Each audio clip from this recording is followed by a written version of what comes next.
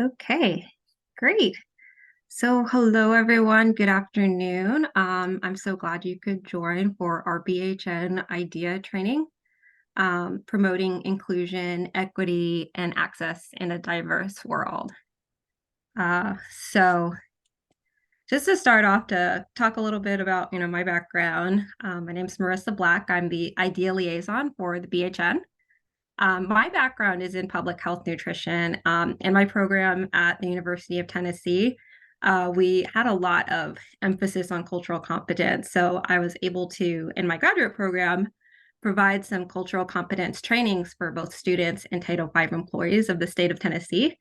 This is something I'm really passionate about. I also have just a passion for multicultural nutrition and learning about how other parts of the world eat and their nutrition standards. So it's just a fun fact about me. And what ties me to BHN is I was a single site dietitian for a mental health inpatient facility. So this is my favorite population. I really love working with the patients that we have. Uh, and I think it's a really wonderful, but also very vulnerable population.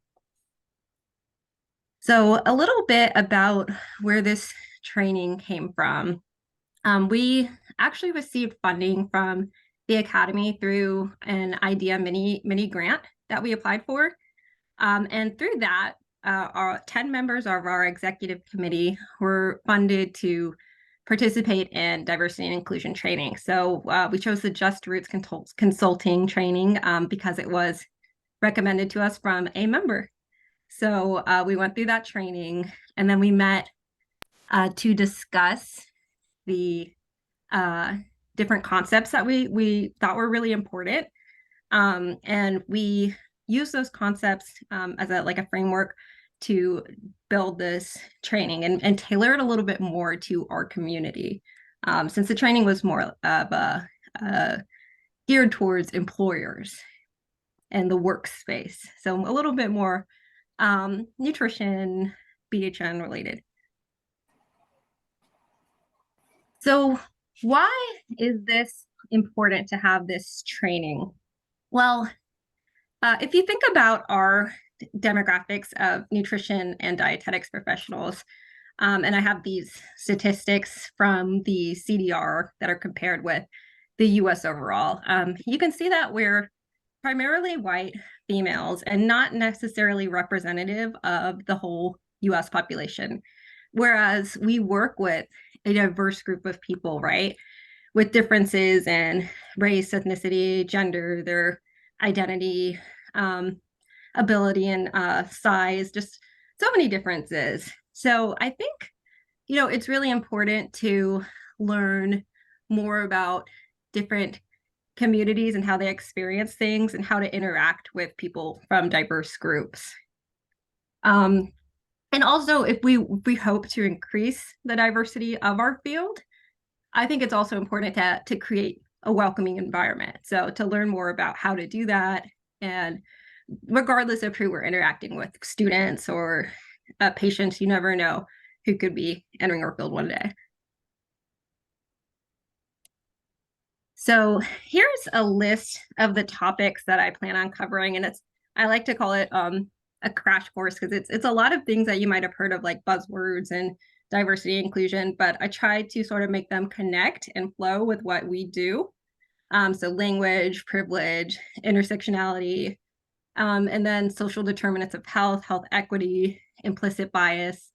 So we'll kind of talk about these concepts and then learn about maybe some ways to incorporate these things and provide more quality care through cultural humility and person-centered care.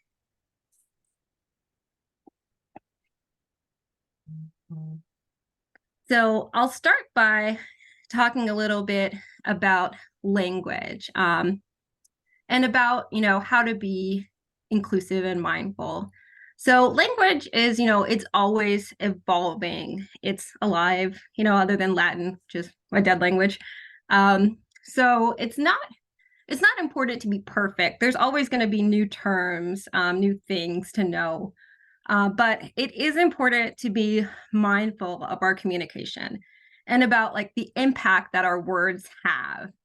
So things like using a person's preferred pronouns or other terms that people just really prefer to use can show respect, and that ultimately helps us gain trust.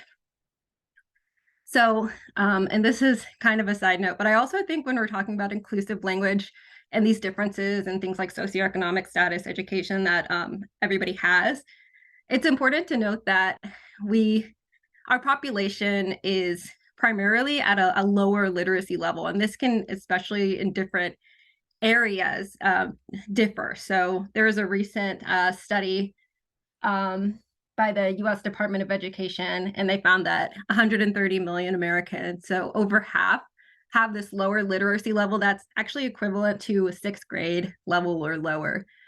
So it's just something to keep in mind when you're creating materials for the general population, or interacting with people who might have different backgrounds, that using simpler language that can be more easily understood, fewer syllables, might be better understood. And of course, if you happen to have a population that primarily speaks a different language, using translations as whenever possible, or interpreter services for this population, or also for the deaf community or hard of hearing. In many places, it's required legally, but it's also just a good practice that, when you're talking to someone, and sure, they have a friend there that might be able to help out, but they might not have the full grasp of like medical terms that you might be using. So it's always best to use those services. That's just a general consideration. I know it's difficult, especially like with remote work, to provide that, such as sign language interpretation, but there are definitely services that are available. Okay, so moving on to another topic that's related to the language that we use. So when we use insensitive language, if we happen to use like a slur or an offensive joke, which hopefully most of us aren't intentionally doing that, right? But it can be harmful to the person that's on the receiving end. So this impact is a lot more important than the intent that we have. And a lot of people that are from marginalized groups, they're kind of used to dealing with this, which is kind of a concept of microaggression. So it's something that might be small, but it's an insensitive type of statement or action that might not be meant to directly attack someone. This isn't something like using a really terrible word with a lot of hate. This is something that we can just not even realize that we did. So like comments like, you look great, have you lost weight? That could be a microaggression that kind of shows someone that you can't look good at a larger size. Or telling someone who's Asian American that, wow, your English is so great, but they might have been, raised in the US, and you're kind of giving a connotation that they're less American, they're an other just because of the way that they look. So there's many examples of this, clutching your bag when you see a Black person walking across the street, or treating someone with, an intellectual developmental disability with like they're a child, even though they're an adult. So these things might seem small, they might be unintentional, but one of the things that really stuck with me, and I think a lot of the EC that participated in the Just Reach training, is that they kind of compared microaggressions to having someone step on your foot. So the first time someone does that, or the second time, you brush it off. It's like, oh, not a big deal, they didn't mean to. But when you're from this type of marginalized group that this happens all the time, the more often it happens, it becomes harmful. And you can actually think of it as being intentional, even if it's different people doing it each time. It just feels like that has to be intentional. So how do we lessen the occurrence of microaggressions? I think being mindful in the language that we use is important. If we hear other people saying offensive things to, our patients, our coworkers, politely speaking up to, let someone know that hey, I don't know if you knew this, but this could be taken a different way, and it might have been a little bit harmful to the person you're interacting with. So sometimes people don't even realize that what they're saying is harmful. So, being polite about it, especially depending on, wherever you're working, there might be, a doctor saying something to a patient that you don't think is very polite. It can be difficult to just straight up, hey, don't use that. You're in the wrong. So polite is always best, in my opinion. But it's really natural to become defensive when we realize that somebody is offended by our words and our actions. It's natural if somebody says, "Hey, you really, I really didn't appreciate the way you said something," to just say, "Oh, well, I'm not racist. I'm not homophobic. I didn't mean that." But like I said, the impact is more important than the intent, the way that somebody takes these things.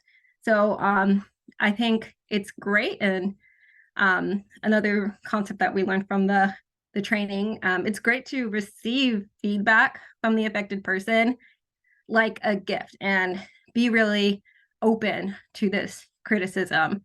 Maybe apologize, say, I didn't, I'm sorry. I didn't realize that you would feel that would make you feel that way, and commit to making a change and not doing that in the future. So I thought it'd be helpful to provide some kind of more neutral language tips that are BHN specific. And this is kind of based off of research and talking to people that work in the field. But for example, in the IDD community, it can be more humanizing to refer to the person that you're helping as an individual or a person versus client, which has a connotation of being a transaction, right? Being a business negotiation. So saying individual person can make them feel more cared for. Interestingly enough, I've been taught, in my school to always use person first language. But in the autistic community, there seems to be a preference for what they call identity first language. So saying autistic versus a person with autism tends to be the preferred way to use this phrase. But again, it can be person by person basis, but this is just generally what I found is preferred. Within the eating disorder community, saying the ED can kind of distance the person from the eating disorder versus, my ED, your ED, which can kind of make it seem like this is a part of us that some people get kind of, I don't know, they get attached to it more if you don't have that distance. This is mine. I carry this with me. Also, not using language that's less triggering, like weight recovery instead of gain, energy or nutrition instead of calories, which has, a negative connotation from so much diet culture. I had a patient once who told me that they didn't like the word healthy because for them, that was somewhat of an obsession of theirs, just being healthy all the time. And so it really triggered them. So I didn't use that word with them. And so, yeah, triggers can be really individualized, right? So whatever the person you're interacting with, you can ask them if they have certain triggers, words, and accommodate that. And in this community, person first language tends to be more neutral. So instead of negative terms like anorexic or bulimic, using more person first, so the individual with. Similarly, in the mental health community, that person first language can kind of decrease the stigma that surrounds mental health. And especially language regarding suicide can remove that negative value judgment. Commit is something that somebody, it's always a bad thing, right? You don't commit a cake that you baked. It's always a bad thing. Or, an unsuccessful attempt, a failed attempt. it's very negative, and did you want them to be successful? What is success? So I think these terms are very much removing that negative or value judgment. And within the substance use community, again, that person first language, because this is an area that's has a lot of stigma associated with it, can really make that person feel more less judged. And some of these terms just don't have the weight to them. Saying someone has, a habit might not really convey that this is a real medical condition. And we should be using clinical terms because it's a medical condition just like anything else. So instead of saying clean or dirty, again, that value judgment, using testing negative, testing positive for something like we would with any other condition. And these, most of them have links to different resources. So I'll post this presentation to the discussion board, and you can feel free to go through some of the links. So next, we'll move on to talking a little bit about privilege, which can be defined as a special right, advantage, or immunity that's granted to a person or people group. And this is not necessarily merit-based. This might just be based off of, cultural, historical values that seem kind of, arbitrarily one person has more privilege than another. So here is, and do you guys see all of this? I realize that, there we go. Here is a graphic that's adapted from this wheel of privilege that shows different categories, and on the top, things that are generally granted more privilege, and on the bottom, things that have less. So things like having a lighter skin tone, you might automatically have more privilege than being darker, male versus female, thin versus larger bodied, able-bodied versus having a disability, or neurotypical versus being neurodivergent. So just all of these different categories. And you might not, realize that you benefit from privileges, but you sure will realize when you don't. So if you have, if you walk into a building and there's no ramp, most people who are able-bodied aren't going to notice that this is a privilege that's afforded to them. But if you have a physical disability, you will notice that, hey, this is something that I don't get to have. I might not have accessibility to this space. So people might also, assume that someone's more trustworthy or qualified just based on these privileged identities. So I added a few categories that weren't on the original wheel of privilege, just to, again, kind of tailor it to a community, like size and IDD, which were surprisingly not on there. But this is still not a complete list. But I think it's important when we talk about privilege, not only to, kind of recognize the privileges that we have, and how other people don't have, the same perspective or the same things that afforded to them, but also to include people from diverse spaces, so that they can advocate for needs that we might not recognize.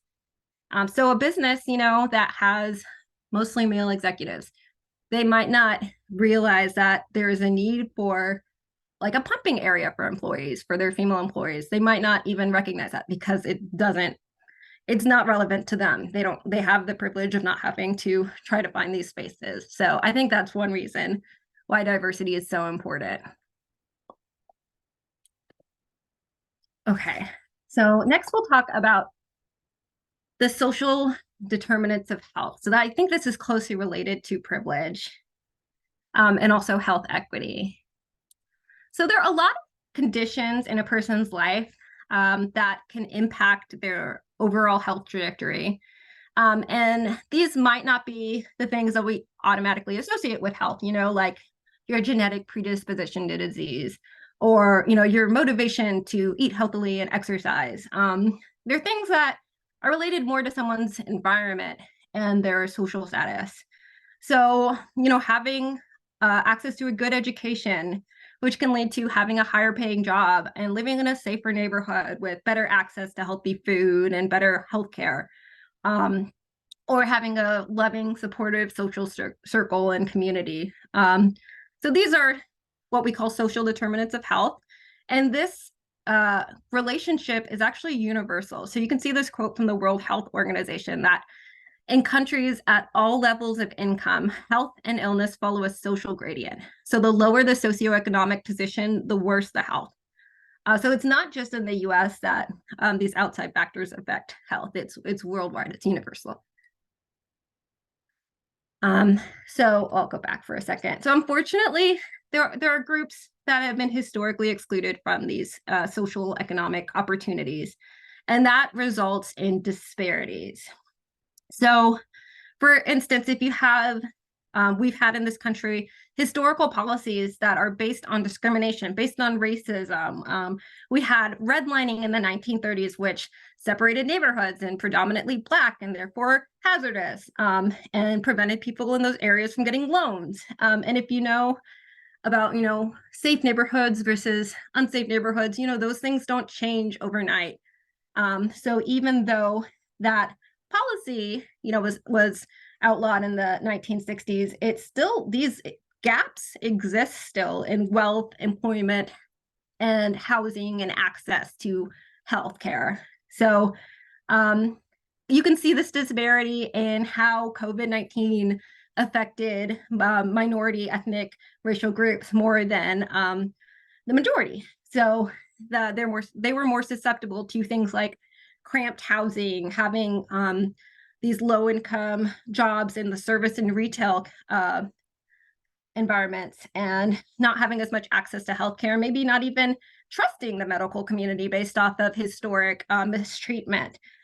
So you can kind of see how this is related to privilege and how less privileged groups and underserved groups can actually have an impact on their health just from the oppression from being in these groups. So what is health equity then? So you can see the definition of equity is the quality of being fair and impartial, or justice according to natural law or right.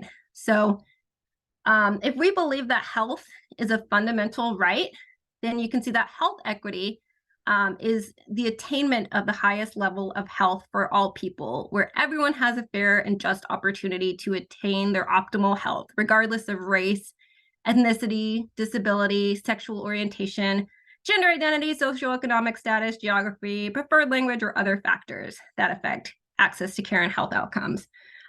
So basically, it's recognizing that these social determinants of health cause health disparities that should be corrected.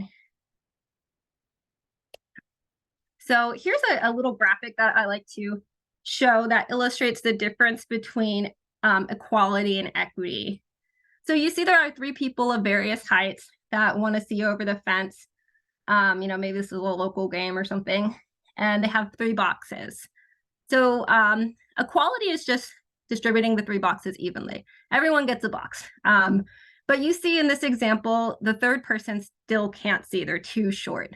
So equity is instead recognizing that, the person to the far left can see without a box, so he really doesn't need it. So redistributing those resources to help the third person see because they have the need. So when we advocate for health equity, we acknowledge that some people are less advantaged than other people, especially minority groups, and we strive to advocate for care that addresses these inequities and fills their needs. So equality is the goal, but it really can't exist as long as these groups aren't having the same access and resources. So next we'll move on to intersectionality. So when we talk about privileged groups and less privileged groups and health disparities and, disadvantaged communities, it's important to note that these things don't exist on their own all the time. There are people that identify as more than one marginalized identity, and that can complicate things even further. So here's a quote about intersectionality by Kimberly Crenshaw, who's actually the person who coined the term in 1989. She's a law professor and activist. So she says it's basically a lens or a prism for seeing the way in which various forms of inequality often operate together and exacerbate each other. And we tend to talk about race inequality as separate from inequality based on gender, class, sexuality, or immigrant status. But what's often missing is how some people are subject to all of these, and the experience is not just the sum of its parts. So an example of intersectionality is that if someone is Black, but also LGBTQ, we know that members of the LGBTQ community have a high risk of mental illness. We know that people of color are less likely to access mental health treatment. So people who fall into both categories just have these large amounts of stigma and oppression. And we see that despite LGBTQ Black youth having similar rates of mental illness as the rest of the LGBTQ community, they're less likely to seek treatment. So they have this need for treatment, but they're not seeking it as much. So another example of intersectionality is that people with IDDs often have co-occurring, again, mental illness, but they might not receive the integrated care that they need for both conditions being treated at the same time. So children with IDD, they're more likely to experience negative life events, abuse and neglect, and they might not, express these, this trauma they've experienced in the same way, but they might instead have behavioral ways of showing this. And if a staff member in a mental health facility is not aware of, this kind of tendency, or not aware of how to treat, how to make the environment comfortable for someone with IDD, it can lead to them not getting the care that they need. It might even be less helpful for their mental health. So it's important to note that these intersectional groups can be very vulnerable and often need special care. Okay, so implicit bias is another consideration for how we can provide care and how things can be affected. So this is an automatic and unintentional association that we have. It's kind of on a subconscious level. But the issue is when we allow things that we don't even realize we have a bias for to affect how we treat people and how we care for people. So an example of these associations are that, if somebody says peanut butter and jelly, somebody says peanut butter, see, it's so ingrained, you're gonna say jelly comes next, right? So the same thing can be kind of conditioned in us based off of the media and the things that we see day in and day out. So overrepresentation of Black men committing violent crimes can lead people to associate, these two concepts that, if somebody is a Black male, maybe you think they might be committing a violent crime, or if there's a violent crime committed, you might assume it's done by a Black male. So this link is to an interesting PBS video that talks about this association. So we all have biases. That doesn't necessarily make us a bad person or a racist, sexist, etc. What is the issue is when we let these associations affect how we treat others. So the first step to really correct implicit biases before they lead to mistreatment is to recognize that you have one in the first place.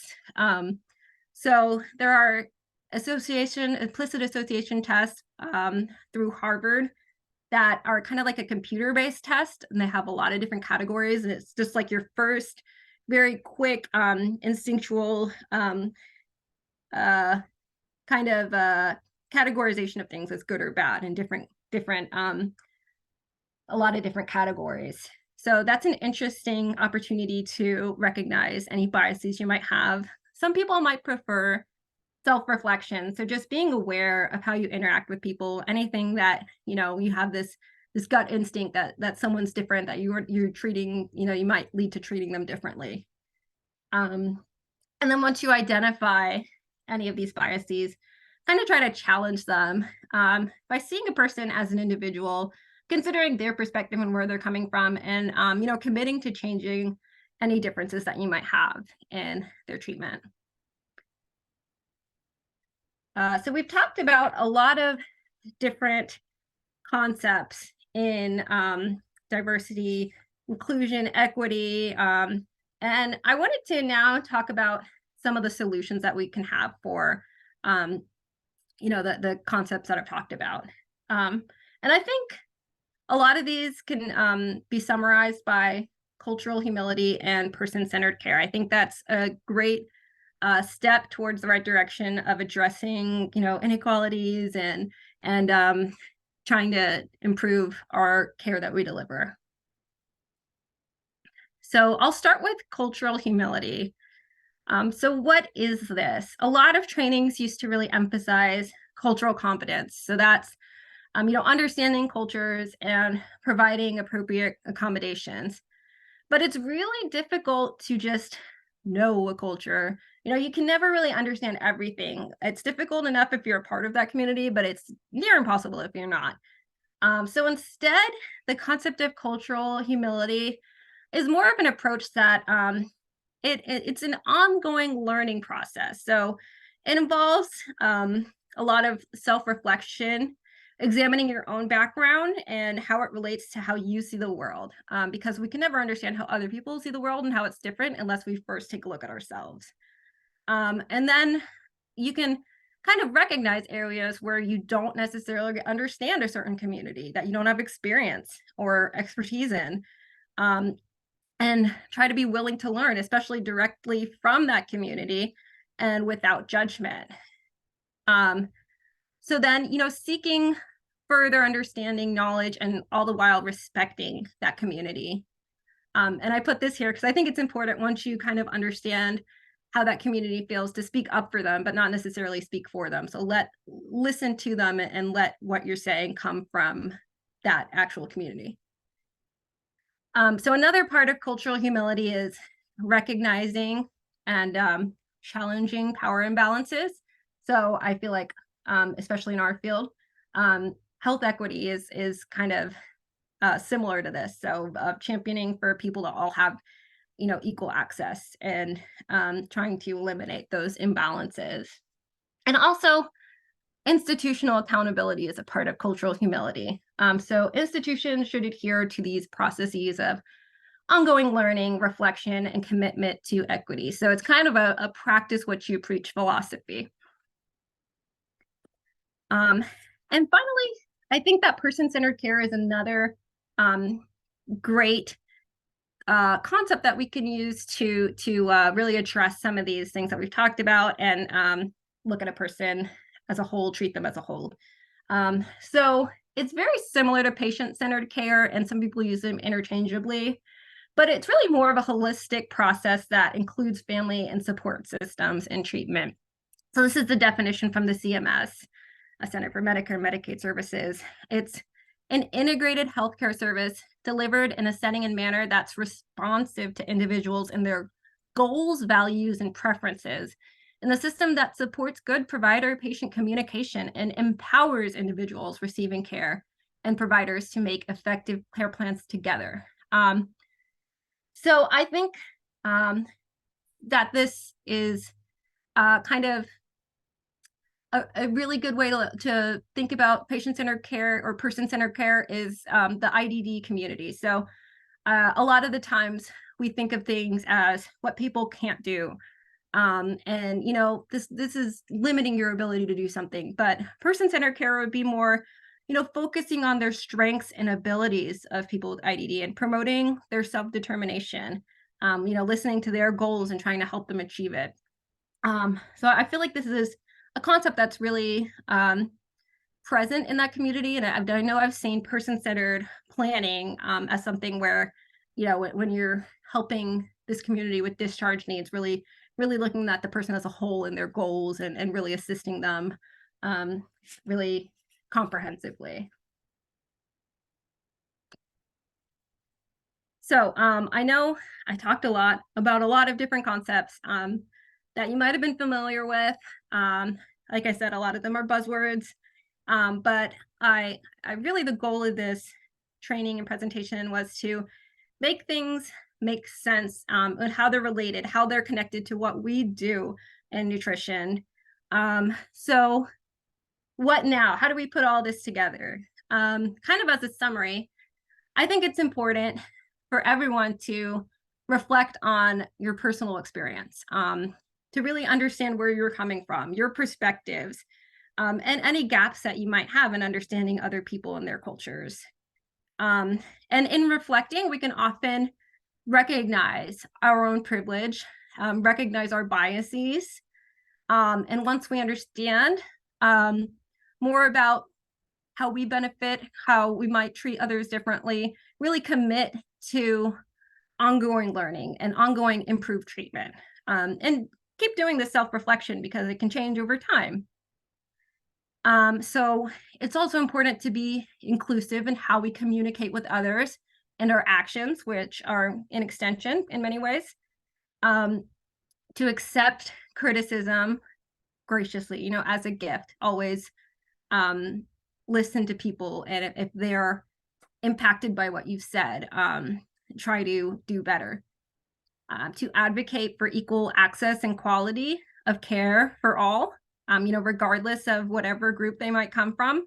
We all, health is a fundamental right, I believe strongly. So, fighting for that access and seeing the person that you're treating as a whole, providing individualized treatment that addresses, their intersectionalized groups, their identities, their goals. So I think hopefully that this will help with providing treatment for a diverse world and for any patients, any people that you're providing care for. And that is all I have. So I'll go ahead and stop the share, and that way I'll stop the share and stop the recording so we can, if anybody has questions, we can move on to